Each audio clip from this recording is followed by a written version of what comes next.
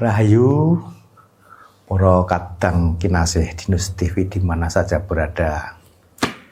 Ini kisah tentang seorang istri yang sangat mencintai suaminya hingga rela dan nekat berperang demi kemenangan sang suami.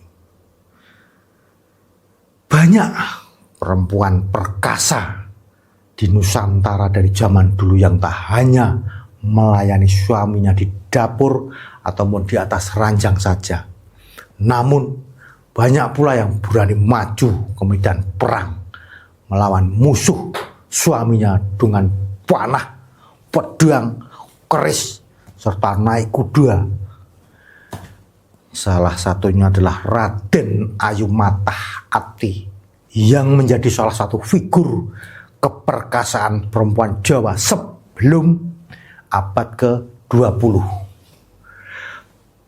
Padahal di zaman itu perempuan Jawa dipandang sebelah mata. Raden Ayu Matah Ati adalah istri dari Raden Mas Said yang kemudian kita kenal sebagai Pangeran Sambernyowo, pendiri Kadipaten Mangkunegaran dan kemudian bergelar Kanjeng Gusti Pangeran Adipati Arya Mangkunegara I. Raden Ayu Matah Ati mempunyai nama asli Roro Rubiah. Ia adalah putri Kiai Kasan Nur Iman, seorang ulama berasal dari dusun Matah di sekitar Gunung Wijil, Klaten, yang dikenal sangat menjunjung tinggi nilai-nilai luhur Jawa. Sebelum menjadi istri Mas Said, ia masuk dalam barisan prajurit perempuan pasukan Pangeran Sambernyowo.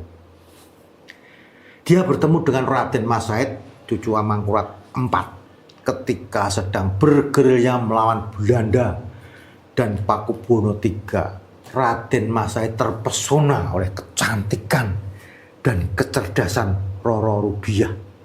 Dari benih-benih asmara itulah Mas Said kemudian menikahi Roro Rubiah dan memberinya gelar Raden Ayu Matah Ati. Mungkin artinya Raden Mas Said kenal dengan Roro Rubiah itu bisa mematahkan hatinya yang sedang kasmaran pada waktu itu.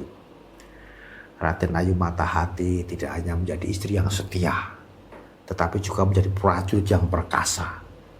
Dia ikut berperang bersama suaminya dan memimpin pasukan perempuan yang disebut prajurit estri, yang seluruh prajuritnya wanita. Pasukan elit wanita pimpinan Matah Ati amat mahir memanah, berkuda, menggunakan pedang, dan berperan besar membantu Pangeran Raden Mas Said dalam mendirikan Keraton Mangkunegaran. Kemenangan demi kemenangan diraih oleh pasukan Raden Mas Said yang kemudian mendapat julukan Pangeran Sambernyowo itu. Raden Ayu Matah Ati beserta prajurit estri berperan penting dalam pendirian Kadipaten Mangkunegaran. Dia juga memiliki keterampilan mengatur strategi dan logistik perang, membantu gerilya Raden Mas Said melawan 3 musuh sekaligus, yaitu VOC yang bersekutu dengan Pakubuwono III dan Mangkubumi atau Hamengkubuwono I, Ngayogyakarta.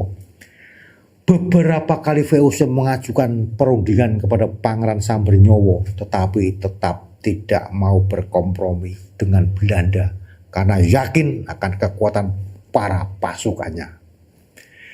Namun kemudian atas bujukan dari Hamengkubuwono I dan Pakubuwono III, Pangeran Sambernyowo bersedia berunding. Pada tanggal 17 Maret 1757, pihak-pihak terkait berkumpul di Salatiga, Jawa Tengah untuk menyepakati perjanjian Salatiga. Dalam isi perjanjian itu Raden Mas Said diakui sebagai pangeran merdeka dan diberikan wilayah otonomi berstatus kadipaten yang disebut Praja Mangkunegaran, dan perang pun berakhir. Setelah bertahta di Praja Mangkunegaran, Raden Masahid atau Pangeran Sambernyawa bergelar Kanjeng Gusti Pangeran Adipati Arya Mangkunegara I. Sedangkan Roro Rupiah mendapat gelar kehormatan Bandara Raden Ayu Kusumo Patah Ati. Demikianlah kisah salah satu pendamping hidup Pangeran Sambernyawa yang makamnya tak jauh dari Kabupaten Sukoharjo arah Wonogiri. Rahayu, berkah Gusti.